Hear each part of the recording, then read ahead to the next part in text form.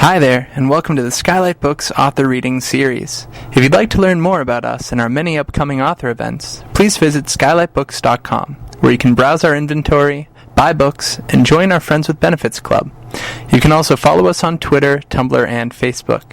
To speak to a real live bookseller, please call 323-660-1175. Thanks for your support, and enjoy. Danielle OWENS-REID, Kristin, RUSSO, and Vivek Shraya.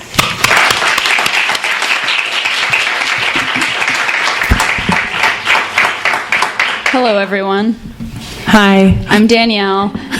I'm Kristin. There we go. The mic scared me. It's so loud. Look at it. Catches my voice from all the way back here. Have you done these before? Yeah. So we run an organization called Everyone is Gay, which online is an advice site for LGBTQ youth. And we also make videos, and we tackle funny things and also serious things, but they're still funny usually because we're hilarious. And we also go to schools and tell communities how to change the world. Yeah, it's a short list. Yeah. No, that's okay. You can come in and sit down. There's two seats right here for in the you. front. Two matching, lovely. It's just right here, friends. Oh, that's good. That's really good. So anyway, after we had run the site for a couple of years and had started touring to high schools and college campuses, we realized that the majority of the questions had a very similar theme, which was, please, can you help me talk to my parents? Please, can you help me explain to my parents what this word means? Or can you help me facilitate a conversation because I feel like they don't understand? And so the first thing that we did was look to see what was out there, and we were really surprised that there is not too much. So Danielle and I sort of talked to each other about it, and we decided to try to write a book, and it worked. We did it. That's why we're here. Thank you. And it's called This is a Book for Parents of Gay Kids. Yeah, and it's basically a question and answer guide. It's mostly advice from Kristin and myself, but we also wanted to include stories from parents and youth who had been through a lot of the situations. So those are in there. Some of our personal stories are in there. And there is a resources guide and also a glossary for the confusing words. And so tonight we're going to share the stories from the book. We're going to share 4 of ours. And the advice we'll talk about a little bit when we do the Q&A with you all. And then the really exciting part of the evening and of so much of our tour is that we have Vivek Shraya with us. And Vivek has written an incredible book, actually a couple of incredible books, but the one that we're talking about tonight is called God Loves Hair. And so I'm going to let him talk about the book and share some of that with you now.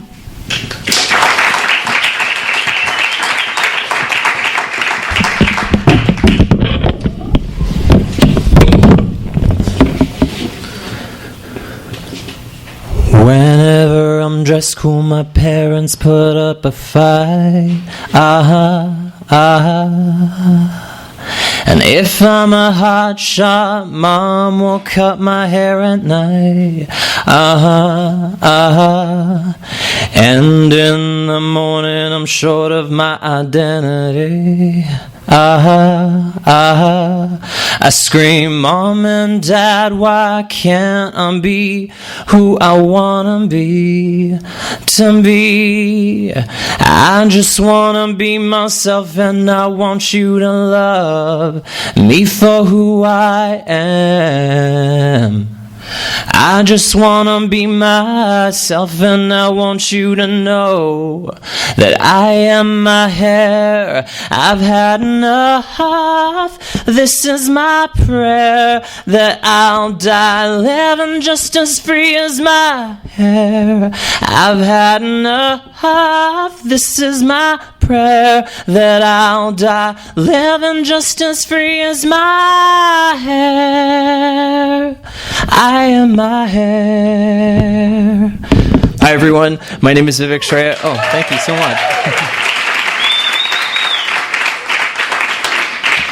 My name is Vivek. I'm so happy to be here. I'm just feeling very warm and like lots of lovely feelings. So thank you all for being here. I'm so thrilled to be touring with Danielle and Kristin. I actually Twitter stalked them 4 years ago. Lots of great things happen when you Twitter stalk. So so we met 4 years ago around the time that Everyone is Gay started, and my book, God Loves Hair, had just come out, and they were so generous to sort of tweet about the book, and this year we sort of got reconnected, and we talked about how, we talked about the overlaps in our work, and how we often get asked very similar questions, like, you know, how did you come out to your parents and whatnot, and so we thought, why not take our work together on the road? So I'm really happy to do that, and I'm going to be reading a couple of stories, so here's one of them. My brother and I live in a Lego world, building amusement out of unsuspecting materials. Couch pillows become forts, quilts become flower-patterned wings, and his headboard becomes a stage for puppet shows. We've also discovered a secret cave under his bed, perfect for hiding in, which is particularly useful when Mom yells from downstairs, "Fold the laundry!" But the change I love most happens when we play dress-up. We wear each other's clothes. His are smaller and tighter than my own. I like the feeling of the fabric choking my body. It's like being touched all over. I like dressing up at school too. Whenever there's a school play, I beg for the girl roles. Girls get to have long, flowing hair, some days French braided, other days curled. They get to show off shiny earrings and delicate bracelets, and girls get to wear actual colors like popsicle pink and poppy red. Why should they have all the fun? It's pretty easy convincing everyone that it would be funnier for a boy to play a girl, my prepubescent, high-pitched voice an asset. But secretly, I just want the chance to put on my mother's velvet emerald-colored dress. It too is small and tight with a life of its own. I step into the dress and I close my eyes. I let her Estee Lauder scent envelop me and feel her like a current of electricity, both warm and fierce. I become her. I am beautiful. When we travel to India to visit my parents' family, my aunts tell me how pretty I am. I seize the opportunity to test out their observations. Maybe you should dress me up in a sari and see what I look like as a girl, I say coyly. They jump at the chance. They spread out their rainbow sari collections on the bed, and I feel like a princess as I choose the bold magenta and black one. It looks like something my mom would wear. They spin me around in the endless sheer fabric that smells like oil and mothballs, and pleat it a couple times at the front so it looks like an accordion hanging from my waist. But my transformation isn't complete. Bangles all the way up my elbows, thick black eyeliner, string of white jasmine flowers in my hair. From afar, my dad thinks I'm some sweet village girl. I'm the prettiest little girl in the world.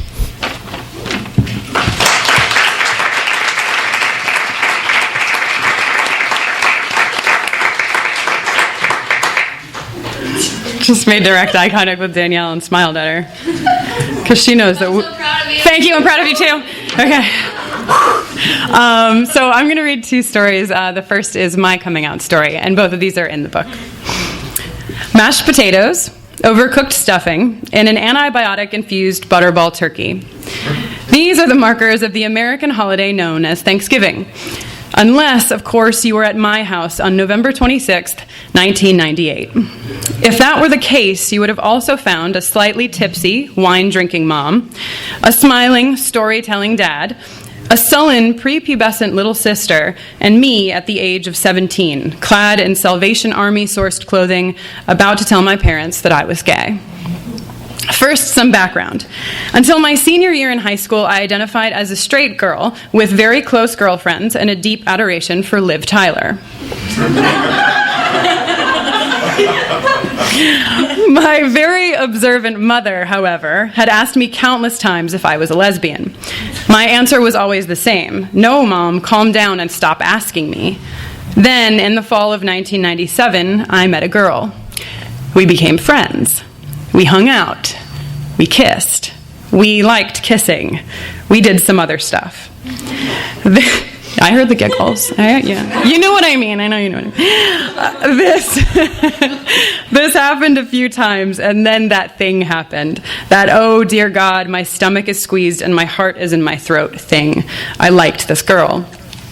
In addition to my, oh my God, I'm gay panic, I was horrified that my mother had been right all along. As we all know, telling your parents that they're right about anything is almost impossible between the ages of 11 and 24.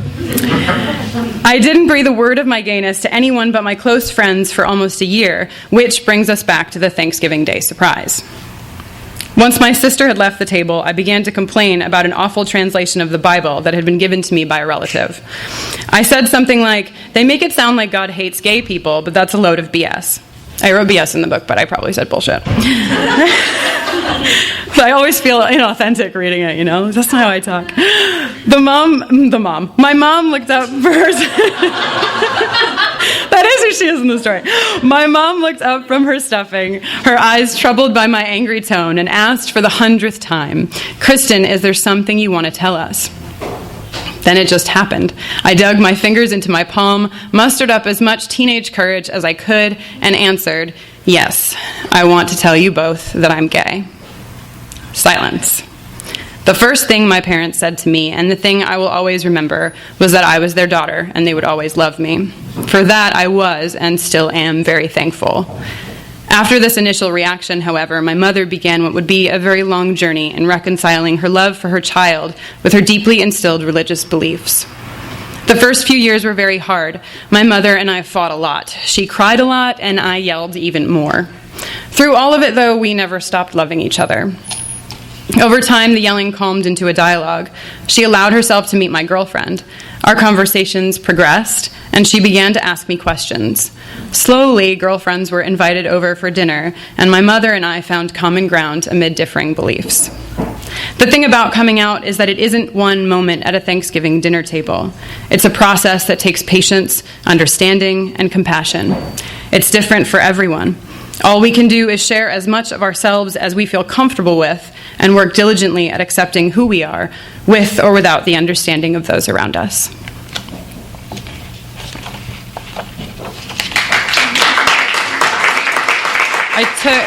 I took too long to, thank you. I took too long to turn the page because this is the first time I've done it, so you all felt like you should do something, and I appreciate that. Thank you. The second story that I'm going to read is from a wonderful human named Heather Trobe, and the title of it is "My Teacher Said My Bully Probably Had a Crush on Me." The first person to ever get my sexuality right was my high school bully. I desperately hoped that my high school boyfriend would catch on when I told him that kissing undermined our relationship. Or that my hot English teacher would reach out when I complimented her on her innovative use of shoulder pads. So when Luke chased me down the hallway screaming, "What's up, dyke?" my first response was not, "You hurt my feelings," but, "Why? How did you know?" Luke was an old school kind of bully. He stole my lunch money, pushed me into lockers, and called me gay. Nothing makes a teenager feel more vulnerable than sex and sexuality. So when young people accuse each other of being gay, even in my case, where it was deeply, deeply accurate, they go where it hurts the most. Oh my God, there's a cat. Sorry, no one told me there was a cat. I know, I'm really excited. I'm thrilled. I'm beside myself. I'm thinking, how quickly can we get this over so I can take a selfie with the cat? We're good. I'm sorry. Back on track. Luke and I met because our gym teacher, in his infinite wisdom, decided to put us on the same volleyball team. No one ever suspected that Luke could be my bully because he was a guy and I was a girl. And those kinds of things just didn't happen. When I explained to my teacher that I was tired of Luke calling me a little lesbian who was afraid of big volleyballs, he said that he probably had a crush on me. Despite the seemingly overwhelming evidence, he did not. My parents were the only people who noticed something was wrong. When I came home from school, I went straight from the front door directly to my room. No matter how hard she tried, my mom couldn't get me to take an interest in any of my favorite activities. TV, talking to the dog, complaining. I was silent. Normally, parents take that as a blessing, but my mom knew something was up. She began to break into my room at odd hours of the day to interrogate me. "You're acting like you have menopause," she'd say. "God, what is going on at school?" My mother must have asked me that same question 100 times before I ever answered. I was afraid to tell her what was happening because I felt so ashamed. I was gay. I had a bully. I had told my teacher, and I didn't know how to stop it. Still, it meant so much to me that she cared to ask, and ask a lot. Nagging has a bad reputation, but if my mother had never nagged me, I probably would never have told her. When I finally told my mom, she didn't freak out. She simply sat there and asked me what I wanted to do about it. I could tell that she didn't want to know why Luke had called me gay. On a deep level, she knew. Loose-fitting pants, drama club boyfriends, celebrity girl crushes. That would be a great place for Liv Tyler to come up again in them. She wasn't yet ready to explore my sexuality with me, but she wasn't about to let me get hurt either. I would have loved for my mother to come out and say, even if you're gay, it's okay. Instead, she said, he should go to jail. And it still felt so good. We began to discuss strategy. Our plans ranged from the defensive, could I walk down different halls, eat lunch in different rooms, to the openly aggressive, should we inform the teacher, the principal, his dumb girlfriend? Throughout the process, my mom didn't take one step without talking to me first and getting my consent. My mother decided not to hit Luke with a truck, but to instead come into the school and form a coalition of parents who were concerned about harassment. It may not have been a gay-straight alliance or a PFLAG or a chapter of Amnesty International, but it was a group of people saying something about the issue. I'm not sure what they did besides meet twice a month and scream at the principal about the terrible kids in his school. I do, however, remember the feeling of seeing those moms walk past security and storm into his office, demanding attention and justice and more pizza in the cafeteria. It made me proud.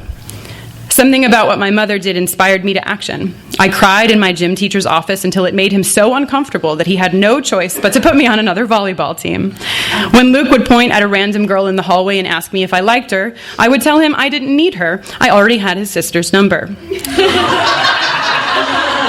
I refused to give him my lunch money. I told other teachers that he upset me. And on the last day of school, I hit him in the face with a volleyball. I knew my mom was watching.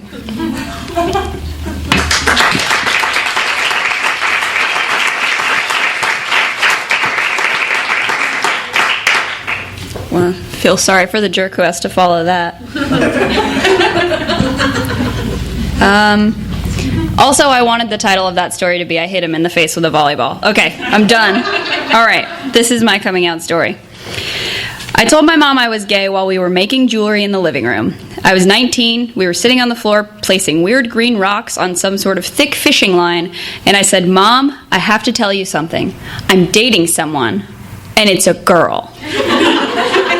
She immediately screamed, that's okay. Ellen's gay, and I love Ellen. Referring, of course, to Ellen DeGeneres, pictured here. We only had one Ellen at the time. I didn't have much of a response after that. She asked me a few questions about the girl I was dating and suggested we make her a necklace. I think many people have that general sense of relief right after they come out to their parents. For 1 second, I felt like it was totally over and I would never have to do it again. But I was wrong. Not even 2 days passed before my mother called me in tears, begging that I not cut my hair short or start wearing tracksuits. We didn't even have her yet either. So, just ahead of the game. While other people might have been offended by her ignorance, I was just scared. I tried to explain to her that I wasn't planning to change anything about myself or the way that I lived, but it was hard because I was only 19 years old and I had no clue who I was or who I was going to be in years to come. It took a number of years before my mother stopped asking me to wear dresses and stopped wondering if I was going to end up with a man. She asked me why I didn't want to get married, which confused me because I did want marriage, I just didn't want to marry a man, which to her, I think, meant that I wasn't really getting married. She wanted to know why I didn't want kids, but again, I did. She wanted to know why I didn't want a normal life. All of her questions really confused me. I felt terrible and lost and hurt, and I thought, she's right. What's wrong with me that I don't want to be normal and happy? Why am I making this harder for myself? This experience was in part why I wanted to write this book. I wondered how things might have been different if my mother had known the effect her words would have on me. Did she know how it felt to be asked, why don't you ever want a family? Maybe a book like this would have helped our conversations, even if just a little bit. Maybe we'd be closer now. Eventually, with the help of my friends and the rest of my family, I realized my mom's opinions were her own, that they weren't a reflection of my reality, and that I could be happy with who I was and who I am. I had to go on my own journey to discover who I was and who I wanted to be for the rest of my life, but I know it would have been a quicker and easier path had my mom had the tools to talk to me.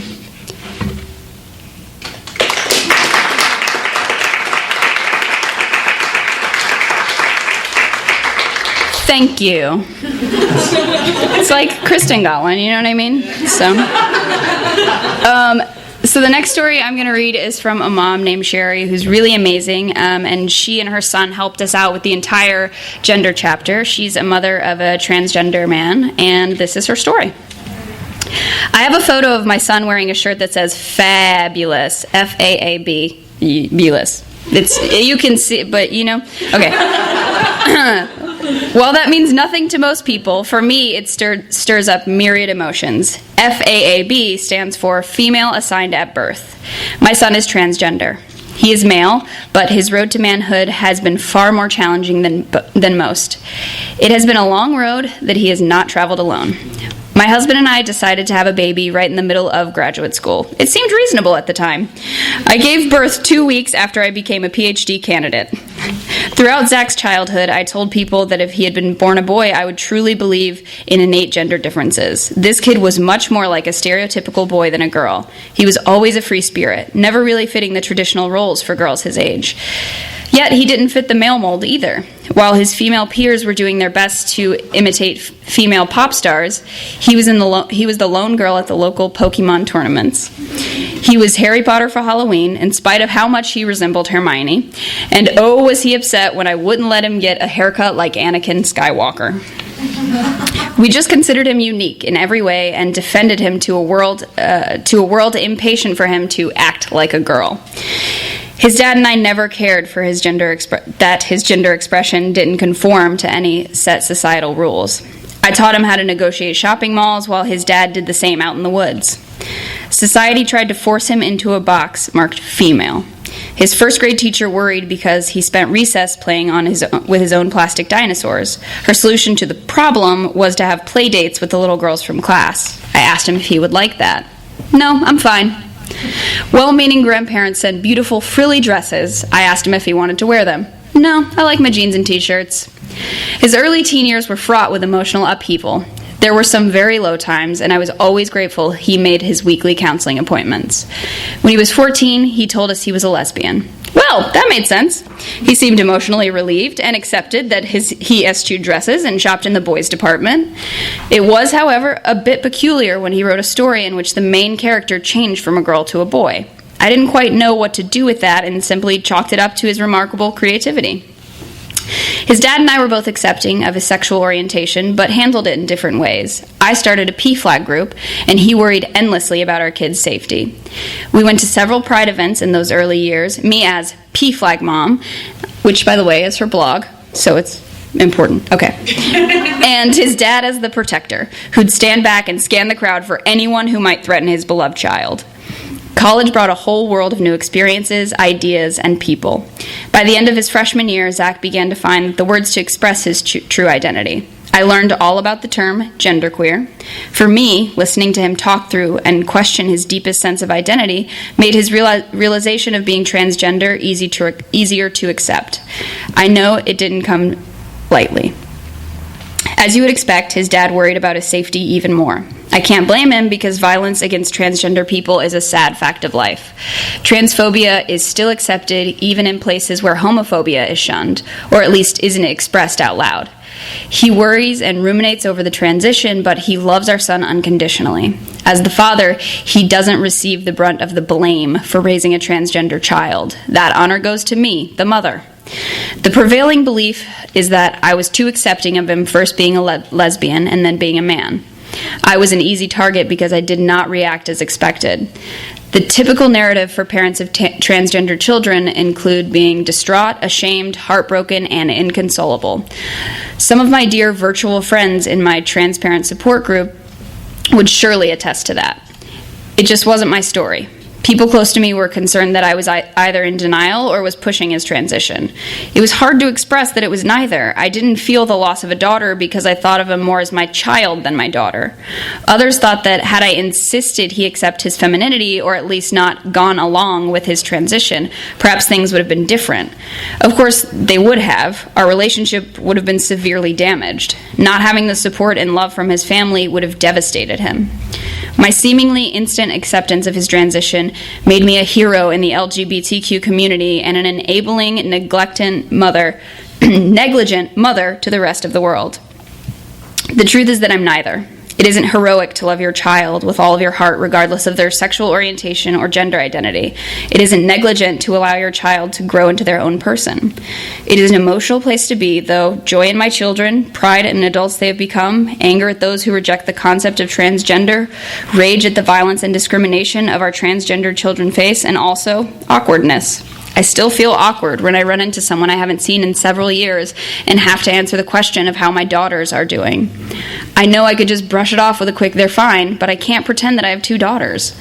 Our son turned 23 this month. He is married to an amazing woman and in graduate school to become a professor, following in the footsteps of his father, his grandfather, and me.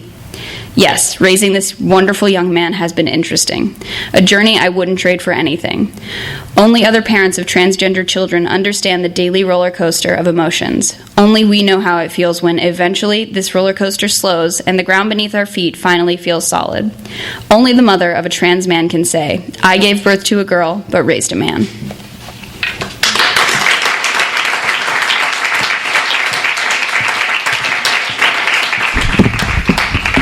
Hi again.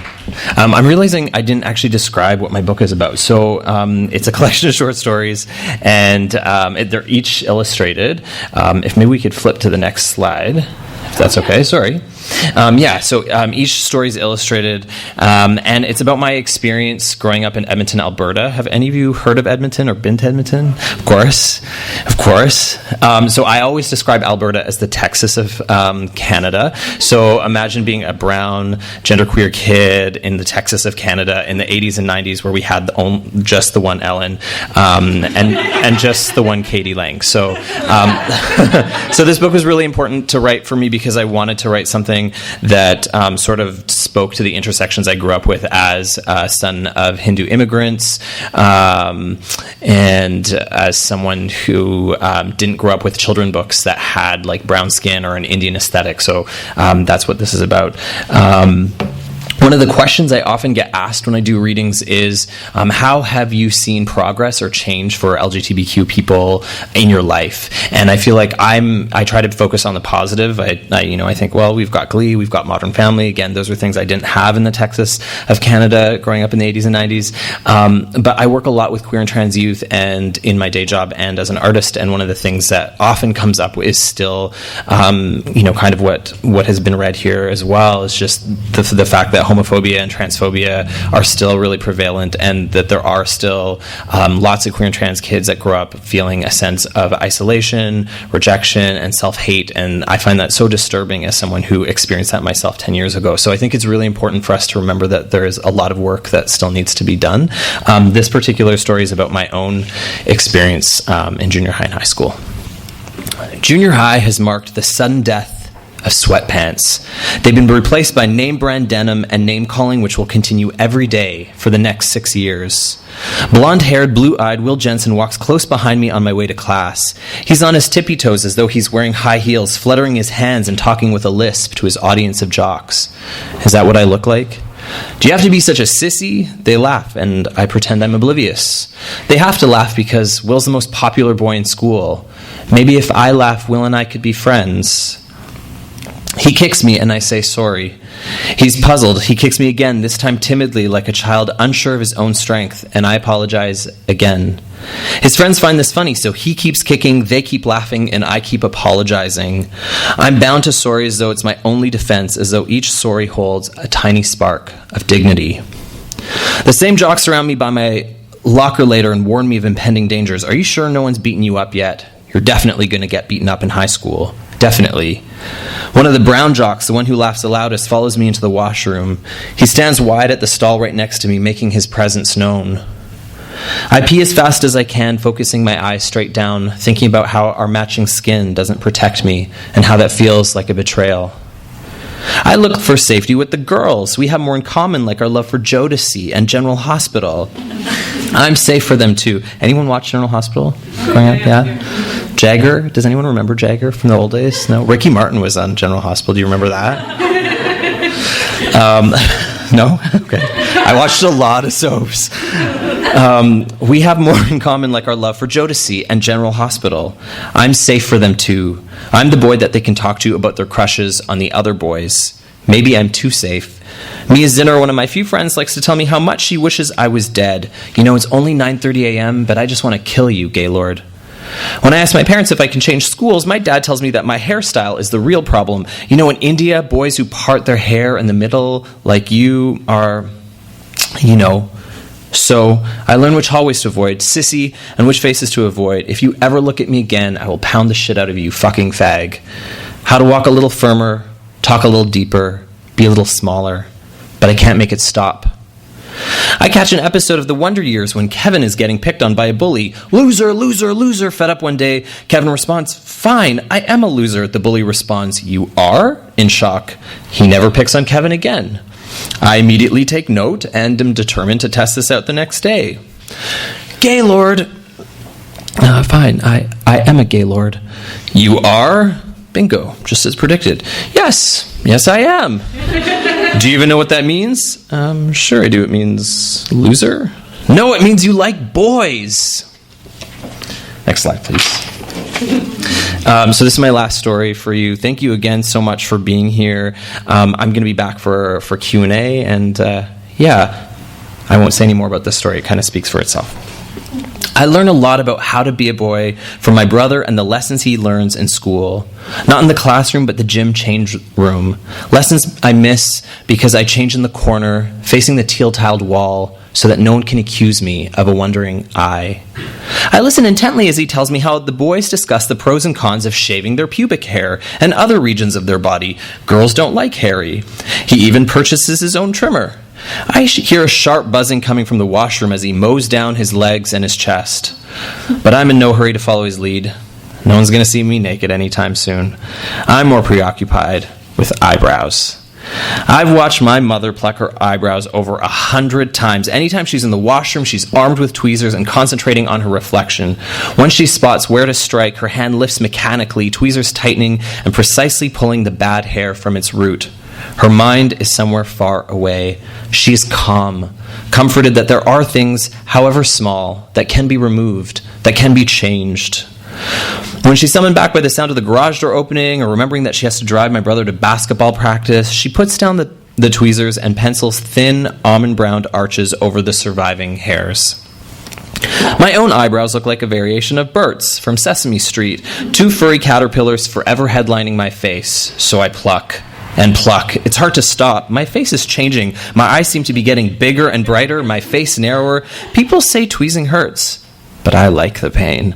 Like when you floss your teeth for the first time in 3 weeks. I try to reciprocate. All of you are bad flossers. I try to reciprocate with my brother, imparting upon him my new lesson. He is surprisingly dubious. When my mom tires of me constantly boring her as we head down to Zellers, which is now Target in Canada, where she buys my first pair of tweezers. She splurges on the fancy gold-plated ones. She hands them to me in the parking lot. Thanks, Mom. This passing of the torch has to be a sign that she knows my secret and loves me just the same. Thank you so much.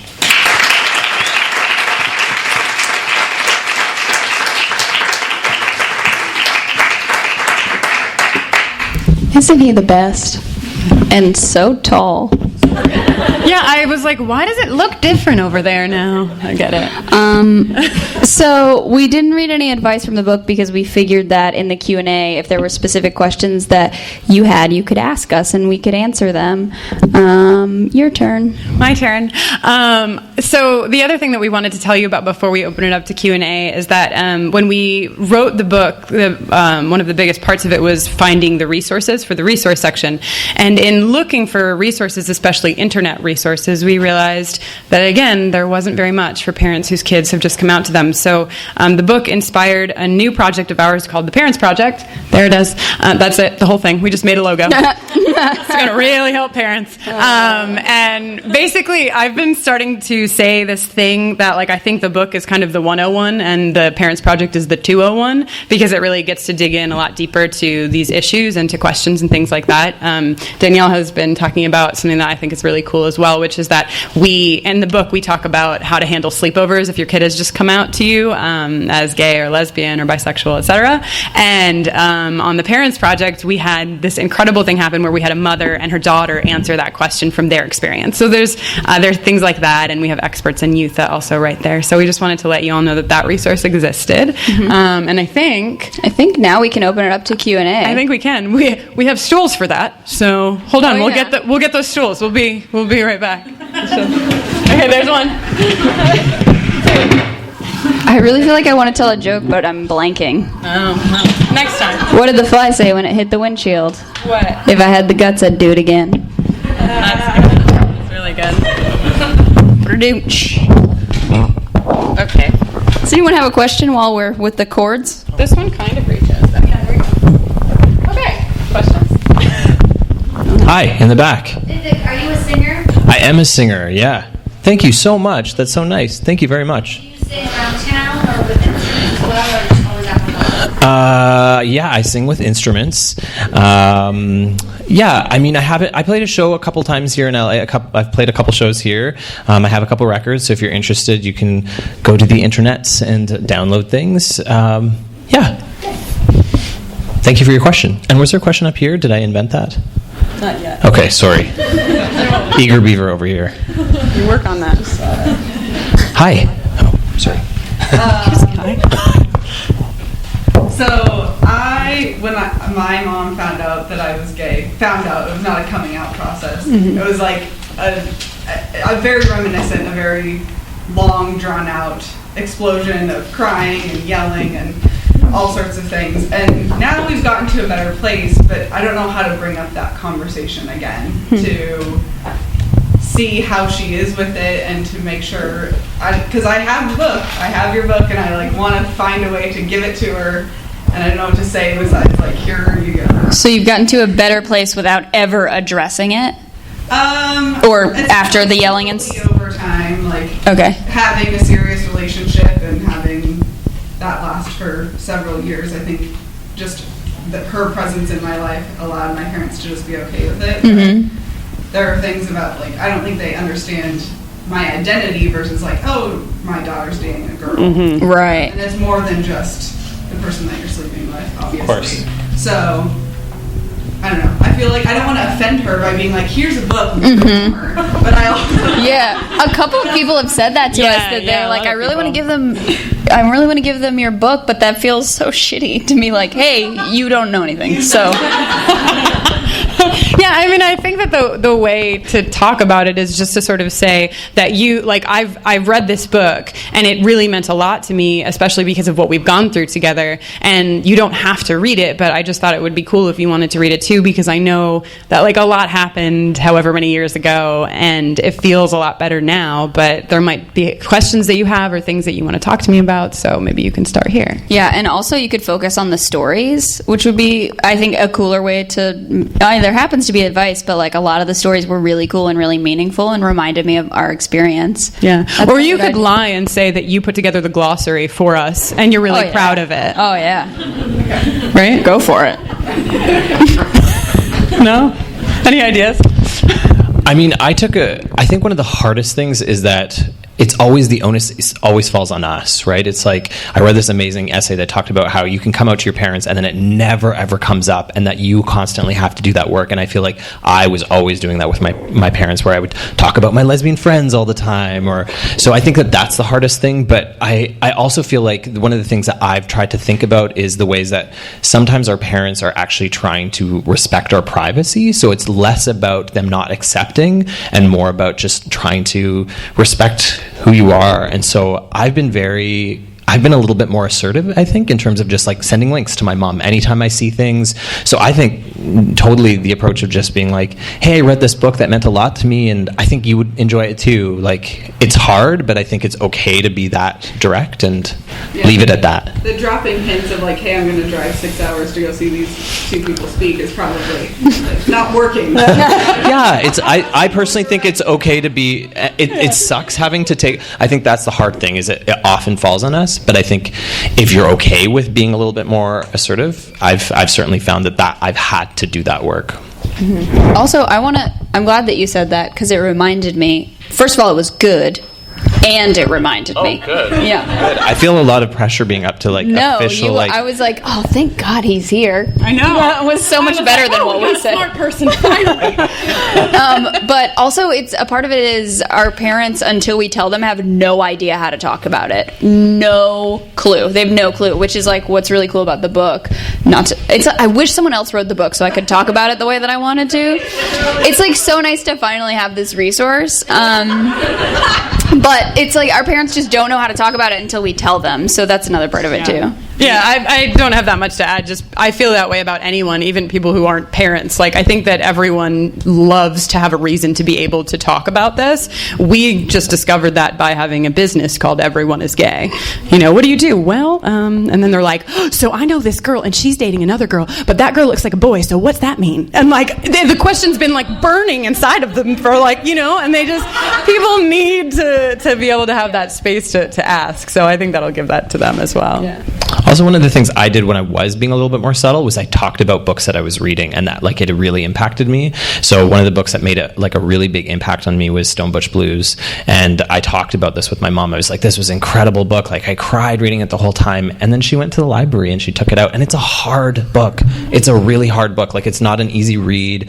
Yeah, and she went and did that on her own, right? So I think that part of like constantly having that discussion means it creates an opening. And like since then, what I've found is that sometimes my mom makes a step towards me, which is nice. You know, it's like, okay, it's not just me. You went to the library and you took some initiative here. So, yeah. Right. Oh, hand in the back. Hi. Hi. Great advice question. Yes. My brother-in-law is 23, and he has dated men and women for a long period of time. For some reason, I'm the person that he wants to talk to about his sexual exploration, which is great, and I love talking to him about Probably because you're here. But one of the problems that I'm finding is that so my in-laws are there's nothing about my in-laws that would strike me as these are people you don't want to come out to. Two of my mother-in-law's brothers are gay. She has gay friends. It's a very there's a lot of sexual positivity and just wonderfulness about them. But my brother-in-law doesn't want to tell them that he's been dating men until he knows for sure whether he wants to be with men or women. Not because if he ends up identifying as straight, he doesn't want them to have known, but because he's insecure about the label being bisexual. That's something that makes him really uncomfortable, and he feels like that he doesn't want to identify that way because it's not real. Even though that's the life that he's living. He's dating men, he's also dating women. He doesn't know which he likes more. And he would be totally fine to say he was gay. And if he decides he's gay, that's a conversation he's totally fine to have. But he will not come out to his parents as being bisexual. And I feel like there's absolutely nothing wrong with identifying that way. And I've encouraged him to just not feel shame about this. But he's not listening to me. So what should I say to him? When we're having these conversations, I want to support him and his exploration and everything he wants to do. But I also want to make it clear that, like, he should feel good about whatever he is and whoever he is and whoever he likes.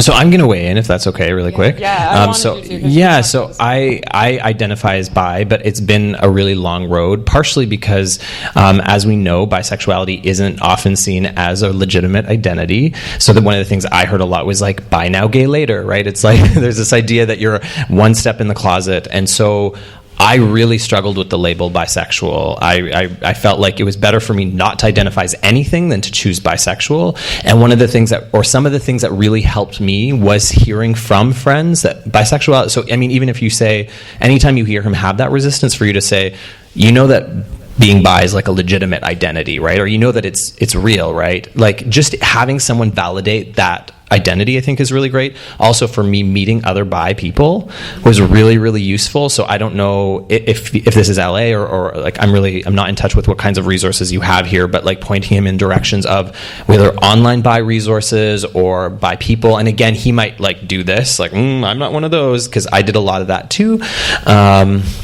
Yeah, so I think it is a really tricky thing, and I think a big part of it is reinforced or created also by the LGBT community, right? There's lots of biphobia within the community, so I think it makes a very difficult identity to come out as. So I think whatever you can do to legitimize his identity as his friend, and it sounds like you're already doing that. I think the other thing too is also to be respectful of his journey, right? Like, if I was doing this reading when I was 23, I wouldn't be saying, I'm a bi man, let me tell you stuff, right? So I think, like, it's okay for him to have that feeling, and like, it's hard for you as a bystander that loves him and that like loves that he's a bi man, but recognize that, you know, he might just take some time before that's like, I used queer a lot more, like, for whatever reason. That was a label that I really identified with before coming to bi. Sorry, I'm going to stop. And no, that was wonderful. I hope that sort of is useful to you in some way. Yeah, and the thing that I'd like to add too, and I don't know if this really is like a personality thing, but thinking back on my experience with my family, the only reason that I came out when I came out as gay, the only reason I did that was because I had originally came out as bisexual, and my mom wouldn't let go of the hope that meant I could meet a man and what have you. And so I just like I didn't want to deal with it, and I discarded it. And I really didn't think about it too much until this year, because the book came out, and in the book I wrote that I came out as gay, and I did that because I was afraid that if I said I came out as bisexual, I would be contributing to this, like, thinking that bi isn't whatever. It was a whole thing. But my point is that in thinking about it and like really examining it, I thought, you know, if I had just like stayed the course, if I had stayed with how I identified, which was bisexual, then my mom would have had the ability to look at sexuality as a much more complex thing. And I didn't give her that. You know, I think that over the last few years, I've given her that a little bit more. But at the time, I just sort of said, okay, fine, it's black and white, and I'm this, you know. And so I don't know what kind of human he is in that sense, but maybe letting him know that his identity, being, you know, expressing who he is, actually can help people really start to understand that that is a real thing, because he's a human and that is what he is, you know. Yeah, and I was gonna actually bring up the word queer, which Vivek used, which is like a really awesome label, I think, because it's a little more all-encompassing, and it gives you the freedom to still go on the journey to figure out what makes you feel okay while still identifying with the queer community. So I think, you know, mentioning that to him, or at least bringing that up or asking him if he's thought about that as a label, and also saying, like, you're just a person who dates people. I don't understand. Like, that's kind of how I had the conversation with a friend of mine, Darcy, who she identified as bi for such a long time, and then she had dated women so many times in a row that she was like, I guess I'm a lesbian.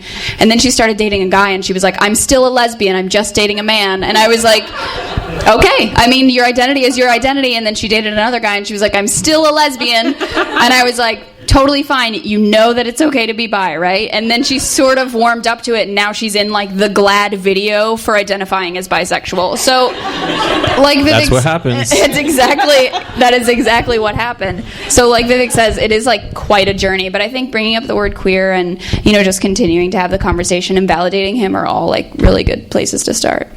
Also, hey. Other questions? Do you have any other questions? Hi. Hi. This is another straight up advice question. Sweet. It's funny that you guys are in town, actually. About a week ago, I had a huge falling out with someone who I considered to be my best friend. We were friends for about 22 years, actually. Oh, no. Which is as old as we are. I was like, how? Okay. You look great. Because she moved out here to LA to be with another of our best friends. They had fallen in love, like long distance, everything seemed great.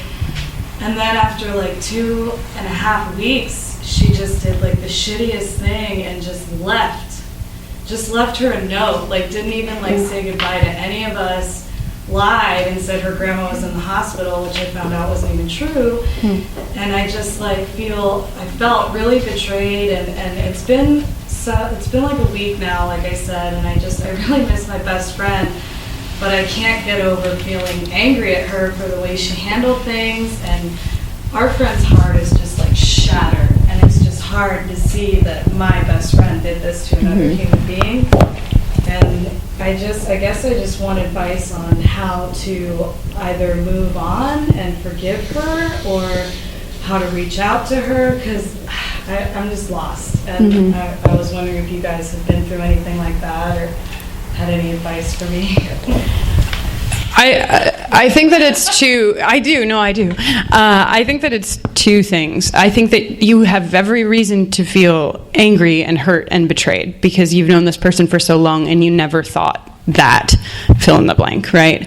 But on the flip side, for somebody to do that, for somebody to like leave a note and lie about something and leave, means that something's up. Like this person is in like a really hard place, and I don't know why, but it's very likely that she needs you now more than she ever has. And so I think that it's allowing yourself to be angry, and even if that means saying to her, I'm so angry, but also saying why, asking, why did you do this thing, and like really listening and seeing what she says. And then if the answer is something that still makes you angry, then you can negotiate that. But I think giving her the chance to say why, because that's a drastic thing to do. Yeah, it's very drastic, and I was going to basically echo what Kristin says. I think there's something going on, something much larger going on. I also think that you probably, regardless of what her reasons are and how much you talk about it, you probably will be angry until you can talk to her about why you're angry, but being able to set that aside and being like, when she's like, aren't you mad at me? I don't want to talk to you if you're mad at me. And you being like, yeah, I am very mad at you, but I also love you, and you've been my best friend for 22 years, so let's figure out what's going on with you, and then I'll yell at you later. so that she doesn't feel like it's just, if I'm thinking of me being in that situation, if you were like, hey, I just like love you and I want to know what's going on, I would be like, fake. This isn't true. There's no way. You have to be pissed at me, So I think like at least acknowledging your own anger, and also acknowledging that you're going to put that aside because you want to be able to be there for her. And just like on a personal note, I feel like friend breakups are so hard. So I want to say to you personally, like there's not really a lot of support around it. But I feel like friend breakups in some ways are harder than like romantic breakups, because at least romantic breakups you can listen to Sarah McLachlan and people like really sympathize with you in some way. But a friend breakup, I feel like it's a very, very difficult thing. So I just want you to know that like this is something that happens, and it's very real, and it is heartbreaking, and all the things you're feeling are really, really valid. And yeah, I hope that you have other friends that you're like venting to and that you're looking to, and yeah. Thank you. Thank you all. Anytime. Maybe one. Yeah. If there is one more, we'll do one more, and we can do advice or like personal questions or questions about the book. We don't know what we're doing. I have another one. It's just my mom's face shirt also had something. Oh no. What happened? This is like really my mom has an insane aversion to the word queer. Yeah. I've like tried to bring it up with her, and it's really disheartening. But she has an extreme aversion. She's like, that is such a derogatory word. Why are you even saying it? And so, I don't know. Like maybe that's. I don't know if other people have had that experience, but it's. It's funny, as a Canadian, I hear this a lot too. Like I feel like queer is so common in Canada, and I feel like in America it's still not as common, at least. And I've had a lot of sort of like resistance to it, and I totally get it, right? Like I get that there's like this history of violence and trauma associated with this word. My mom actually one day called me. Keep in mind, like my brown, like conservative mom, like very, very like conservative, called me and was like, what's the difference between queer and gay? And it was a really tough conversation to have.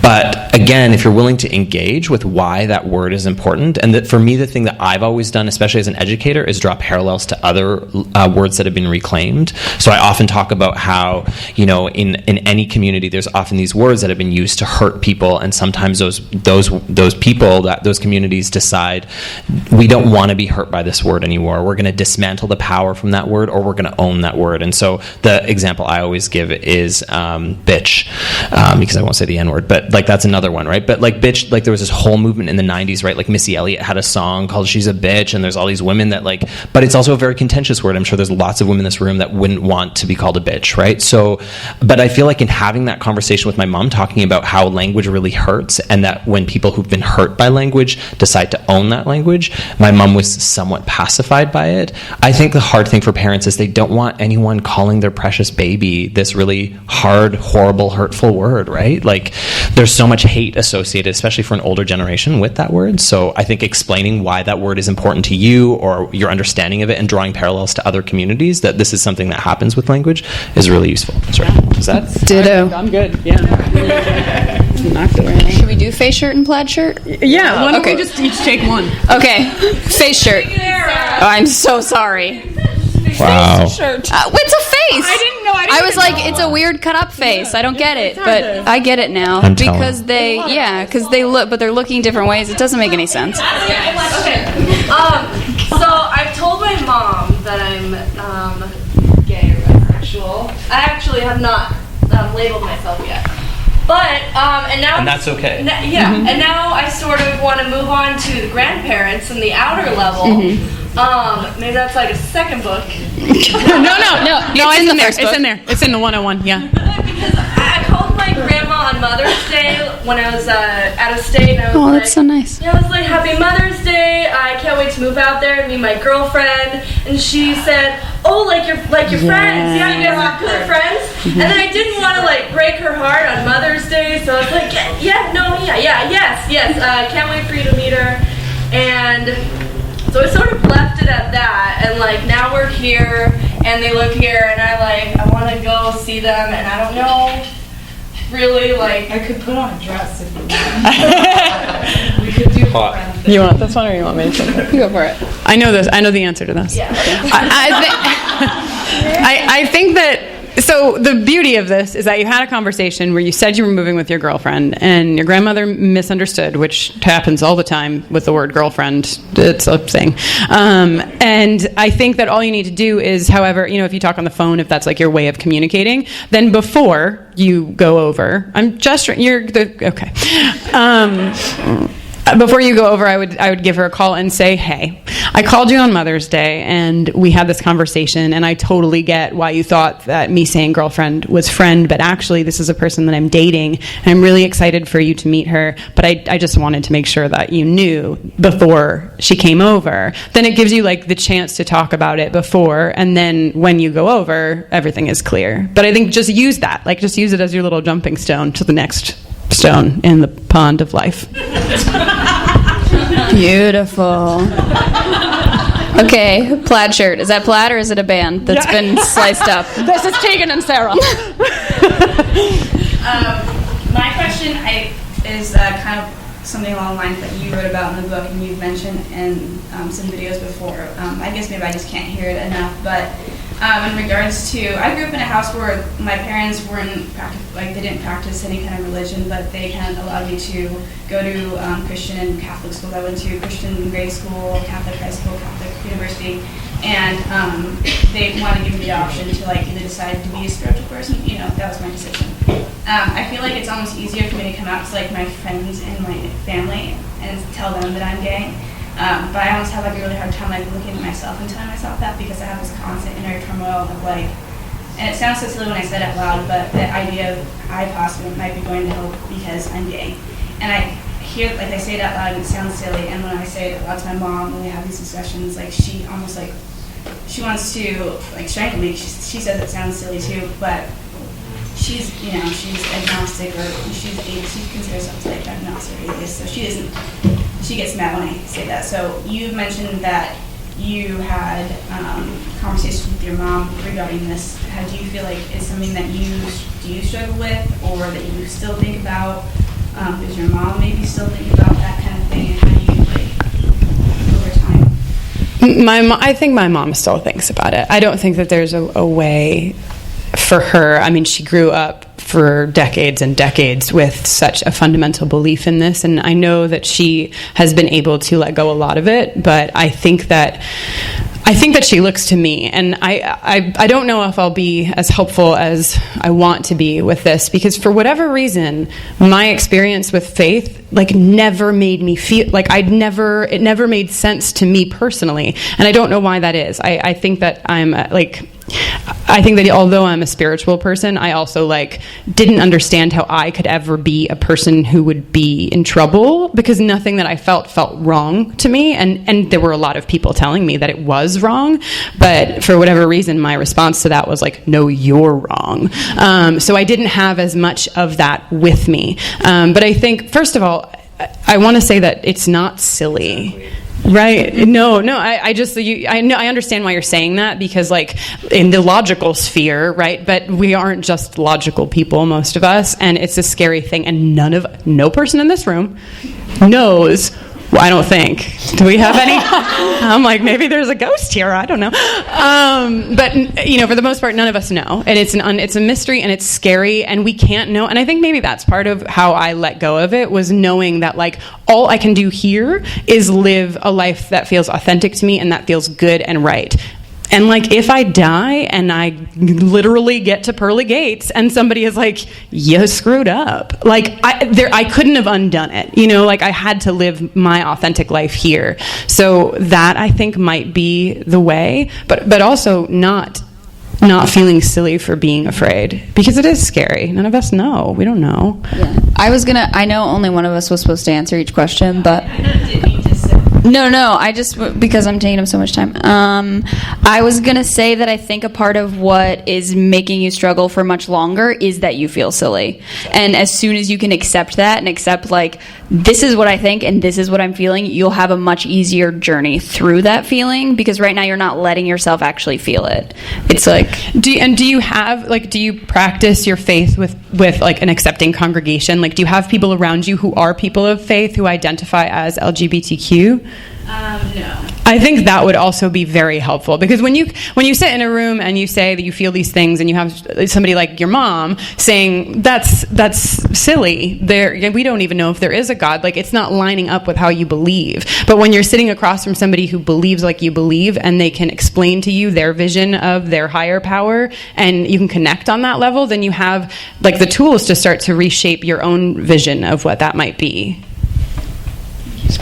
Yeah. All right. So now a table is going to appear, and there. Oh, hype man. Yeah, hype man. Flavor Flav. Thank you. You are going to appear. Fantastic, right? Okay, you guys, buy your books in the front and come on. Yeah. Just set that off. Great. Oh, wait, we forgot to. Wait. Oh, go ahead. Don't move. One other thing, we'll be signing books, which you can get them back there, and then we'll sign them. I draw little smiley faces on them, so. Oh no, are you okay?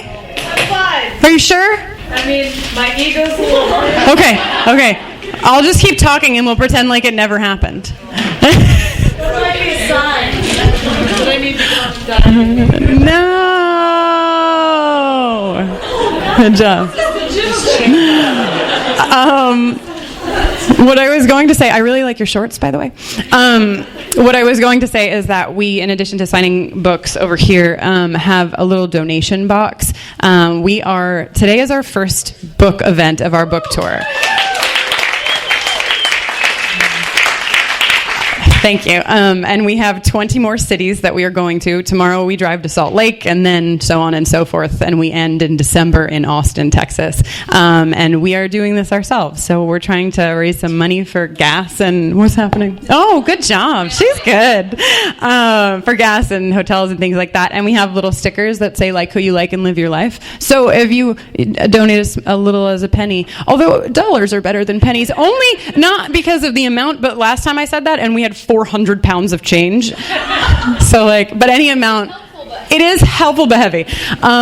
So any amount would be wonderful. And yeah, we hope to see you over here and we'll sign things. And you're all wonderful and you're lovely. Also, if you have friends in other cities who you think might benefit from this or enjoy this, all the Facebook pages are on theparentsproject.com. Yeah, so please feel free to forward those to your friends. You're so smart. You've been listening to the Skylight Books Author Reading Series. Don't forget that you can listen to this and all of our other great podcasts at skylightbooks.com. Today's music was provided by Young Jesus. You can check them out at youngjesus.bandcamp.com. Thanks again for stopping by, and we hope to see you soon.